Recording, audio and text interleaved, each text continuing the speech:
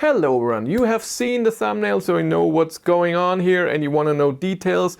But before we start, yes, in my whole 10-year YouTube electric car career, I don't even know if it's 10 years, I broke down twice and twice it was a Renault. It doesn't mean that Renaults are bad cars. It just happens sometimes. It could have happened with a different car. It was just unlucky. Renault told me that they've never seen this problem with the R5. I still don't know what the problem is and stuff like this. We're still in talks with Renault. No idea. This is just a little story how it happened and how it was. Let's start where everything was still okay. I'm trying to do a long distance trip with the Renault 5. Good morning everyone, I'm in the Renault 5. Yes, I got the car yesterday and today I have to go to an event and I'm taking this, and this is my long distance trip test. It's over 800 kilometers. We go to the Hockenheimring, to the ADAC e-competition. I'm driving 130. When I got into the car, it told me you cannot reach the first charger that I planned with a better route planner, Ionity Altdorf, but now it's already at 6%. But I just went on a highway and I'm driving 130. So we'll see. It's right now cold, 3 degrees, before it was even -2, but it's gonna get very warm today, 13 degrees at the Hockenheimring. It's even 15, 18 degrees or so. Yeah, and the state of charge is not linear because I drove almost 10 kilometers since till it went from 100 to 99%. But since then I drove 9 kilometers and I used 5%. So, now it switched again. Now it says I'm arrived with -1. Come on, this car can go 190 kilometers with a 52 kilowatt hour battery. Come on, you can do it.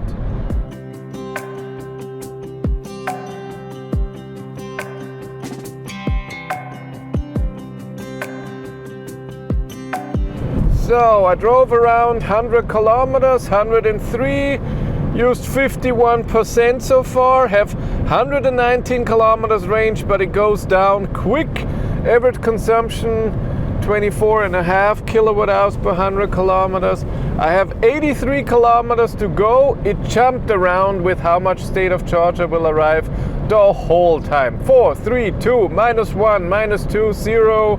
So I have no idea. It's possible that I charge as an Ionity 20 kilometers earlier or 15 kilometers earlier, or I slow down. I don't know yet, but I already slowed down to 125. I turned down my heat and everything. Consumption is, not amazing, but not horrible. I was expecting a bit more range.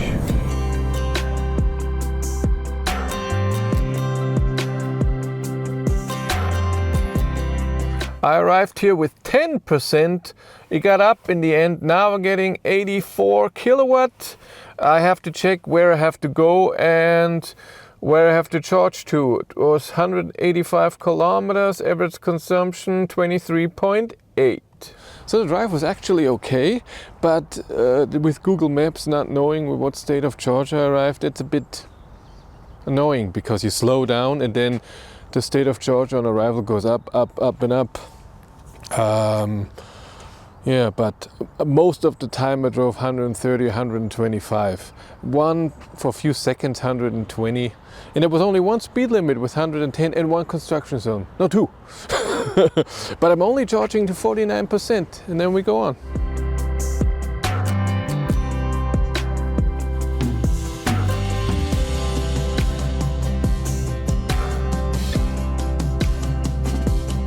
Charge to 50%, have 118 kilometers of range, 79 kilometers to go.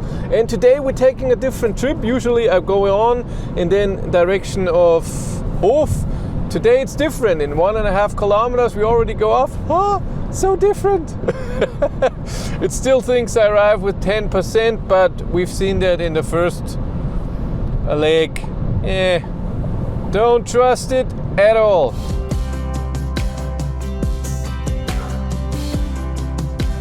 Arrived here with 9%. Now we're gonna go to EMBW in Waldorf, 139 kilometers, and there it's just 10 kilometers to where we have to go, to the Hockenheimring, to the competition. And so we have to charge to around 67% or so. Did the charging stop? Doesn't tell me a time. What happened? Yeah, I forgot. You cannot turn on the car when you are charging. Then it stops charging. See if it starts again. Yeah, it does. So don't turn on the car. God forbid. I get 100 kilowatt. Yes! Woohoo! The drive was actually totally fine, even though it's Saturday. That means there are trucks, but because of Saturday, maybe it's less cars, less work traffic. But it's totally okay to drive today, traffic-wise. What tires do I have? 18-inch tires, 195 in the rear, 195 in the front and in the rear. In the sun, it looks all shiny. It's an interesting color. The tires look huge on this car. Oh my.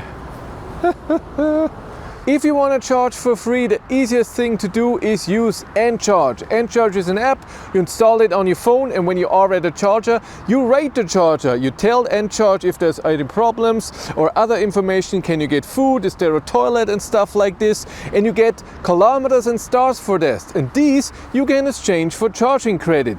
And in Germany, in France, you can use the charging credit in the app already to start charging somewhere. Use the link in the description below to get 20 kilometers to start with.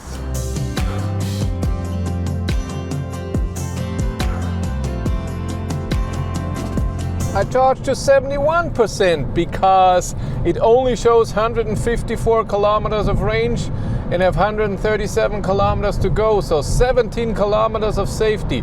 But even the Google navigation says I should arrive with 11%. It doesn't change very well, so it's not like you go up 1% and then this goes up 1%. Nothing changes for a while and then suddenly it changes. Let's see how fast this car can go. Aha, 150. 154. Oh, we did that.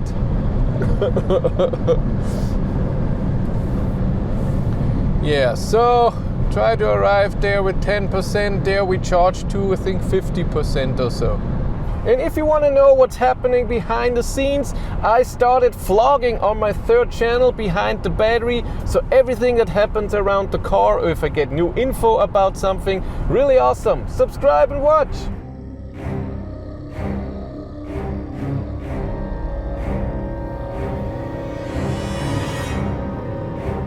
My luck.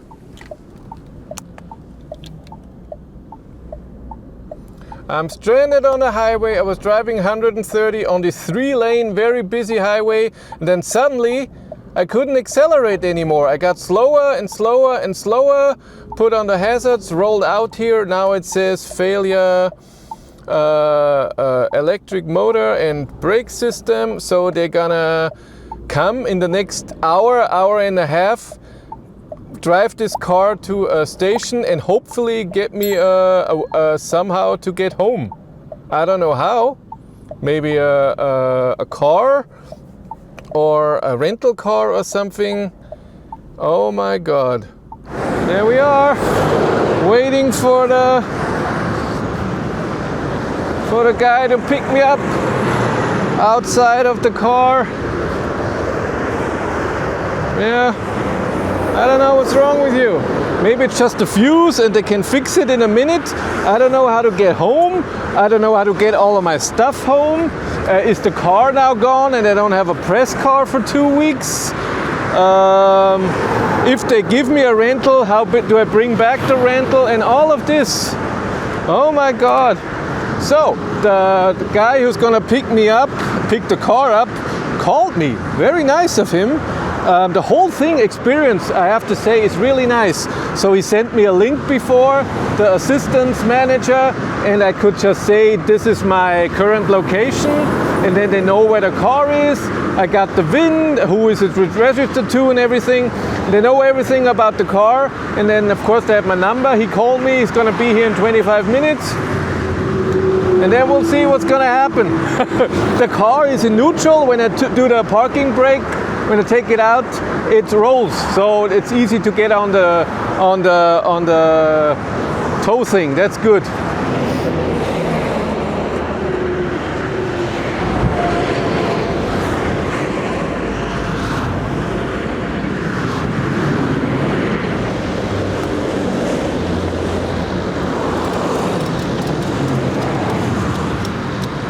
And we're here at the Renault dealer. I already got a call that I will get a rental car, and then I drive home because it's too late for the Hockenheimring. Till I'm there, they already did the test drive, and then I only film when they start. It's not good. But he's just gonna put the car right here in the middle, there's no space. And then I wait for a rental, and I have to see what I do with the key of the car. I have to get my stuff out. I have to say, it's a bit of a weird feeling when you are 358 kilometers away from home and you have no car. I looked at trains, they take 6 hours and you have to switch trains 3 or 4 times. So I'm really at the end of the world right now. If I don't have a car, that is a problem. It's a weird feeling. So I walked a kilometer here. This was horrible. The whole bag and everything, I'm sure that's 25-30 kilos. And now I got a pin. I should get the key to this Golf. How do I get the pin? Where is there something where I put even the pin in? That could be it. Is it? Yes. But why is there a cell phone in here? Look at our new car for the next few hours. I hope this is the right one. I still got it. I still can drive with a ice car, but I drove for 2 minutes. Now I have a tire pressure warning. What's going on today? And even have cruise control and steering assist and the same assist system, almost the same settings.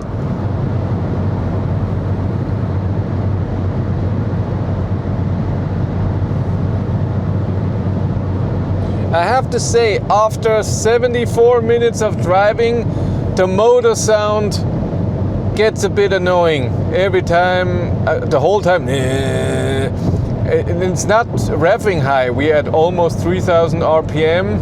I'm driving 106, but even driving 130. Yes, the wind noise is the exact same as in my ID7, especially at 160. It's not louder in here, but the motor sound is just always there. There's always a that's just different. I haven't heard that in a long time for that long. Almost half a tank. And I drove 314 kilometers. Only have 43 to get home. And then on Monday I have to see what happens.